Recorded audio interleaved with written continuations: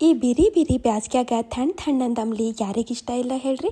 ಹಂಗಾದ್ರೆ ನಡೀರಿ ಮತ್ತು ತಡ ಯಾಕಂತ ಹೆಂಗೆ ಮಾಡೀನಂತ ತೋರಿಸ್ತೀನಂತ್ರಿ. 1 ಗ್ಲಾಸು ಉಗುರು ಬೆಚ್ಚಗೆ ನೀರಿನಾಗ ಒಂದು ಸಣ್ಣ ಬಟ್ಟಲ್ ತುಂಬ ಜೋಳದ ಹಿಟ್ಟು ಹಾಕಿ ಗಂಟು ಇಲ್ದಂಗೆ ಕಲಿಸಿ, ಈಗ 2 ಚಮಚ ಮೊಸರು ಹಾಕಿ ಕಲಿಸಿ ಮ್ಯಾಲೆ ಮುಚ್ಚಿ ಒಂದು 5-6 ತಾಸು ಬಿಟ್ಬಿಡ್ತೀನಂತ್ರಿ.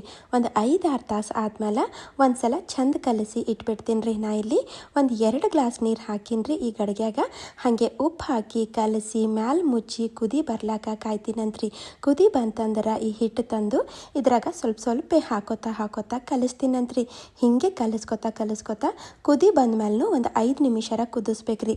ಮತ್ತು ಈಗ ಪೂರ್ತಿ ಆರ್ಲಕ್ಕ ಬಿಟ್ಬಿಡ್ಬೇಕ್ರಿ.